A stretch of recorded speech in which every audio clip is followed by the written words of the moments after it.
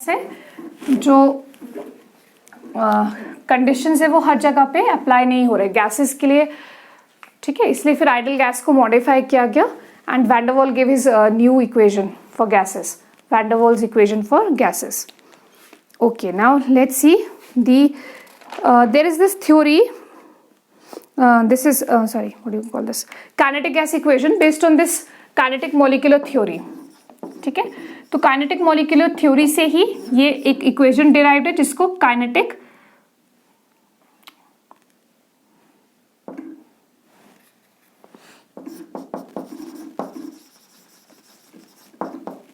equation, ठीक है. There is this equation which is derived from the kinetic molecular theory of gases, and this equation is PV equals to 1/3 mNu square. ठीक है, what is this equation? It has been derived from the kinetic molecular theory of gases. अच्छा, the derivation part we won't be doing right now. Derivation is not there. So ये जो kinetic gas equation है PV equals to 1/3 mNu square है ना, we call it as the kinetic gas equation. It has been derived from the kinetic theory of gases.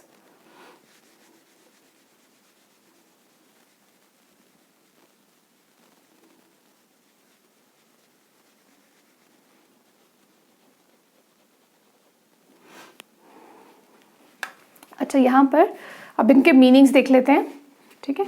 अच्छा, I am using capital N just to differentiate. I am using capital N because small n generally हम number of moles के लिए use करते हैं. तो let's use a capital N.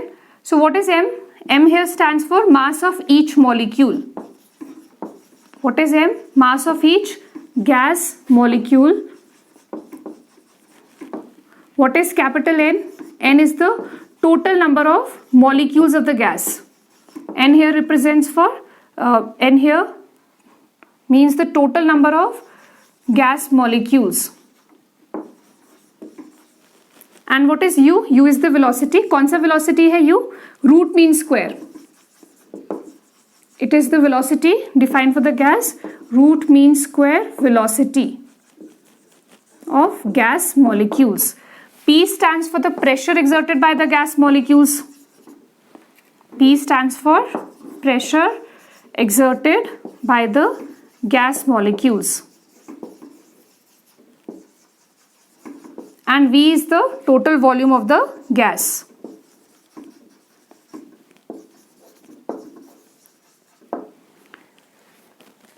ठीक है, so we call it as kinetic gas equation. It has been derived from the kinetic molecular theory of gases.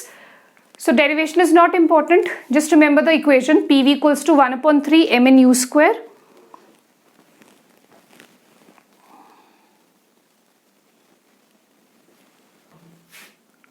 P is the pressure of the gas molecules, V volume, small m stands for mass, N capital stands for the total number of molecules, and U stands for the root mean square velocity.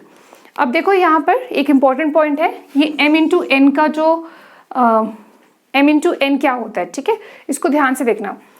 Capital N into m. See, small m is the mass of one gas molecules. अगर total number of molecules किसके बराबर है?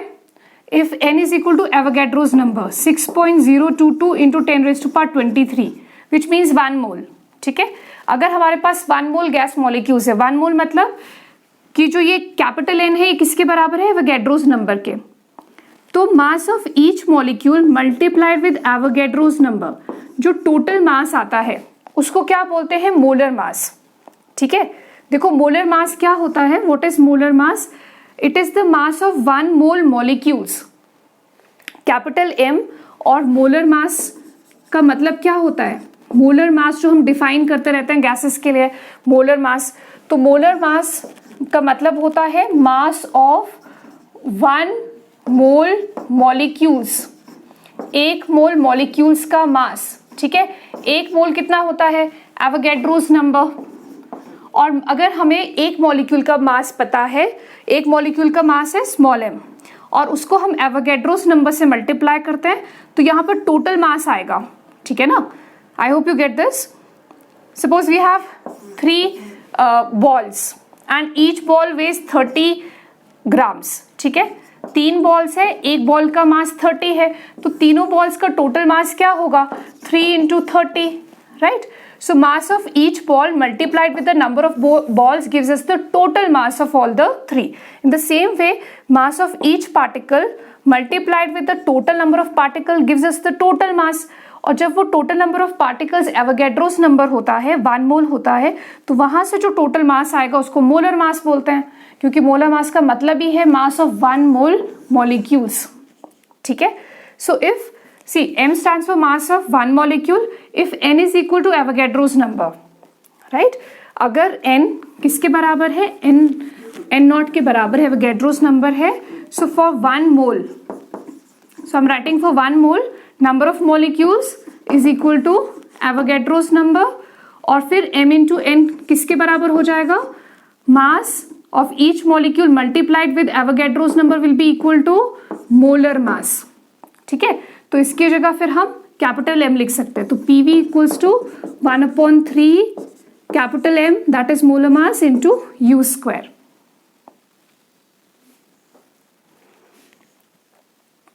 Right, PV equals to 1/3 M U square, where M stands for the molar mass of the gas.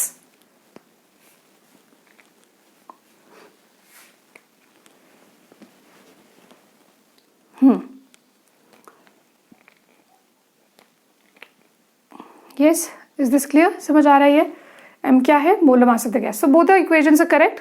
So depending कि कहाँ पर कौन सा.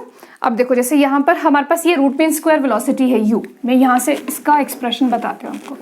सो we have this root mean square velocity. From this formula u square is equal to, take 3 to the other side, so it becomes 3pv upon capital M. और u square है, तो यहाँ square निकालने के लिए दोनों तरफ क्या करेंगे? स्क्वायर रूट लेंगे. ठीक है, तो u क्या आ जाएगा?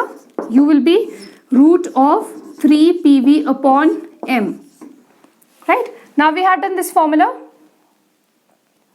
pv equals to nRT.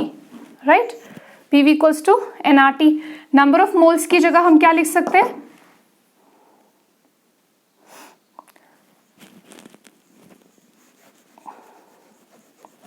अच्छा, नंबर ऑफ मोल्स की जगह हम ले लेते हैं 1 mole, because we have taken 1 mole RT.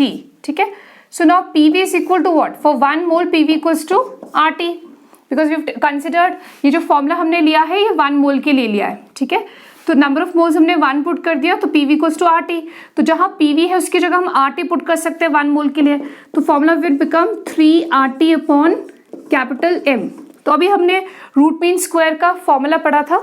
We just did the relation of root mean square with temperature. So what was that?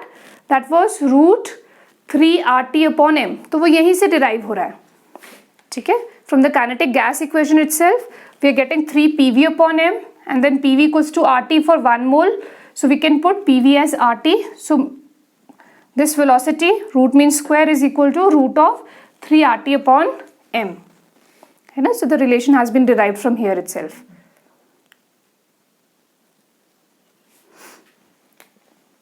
Okay, now we'll do the questions tomorrow. Questions हम कल करते हैं इसके ऊपर.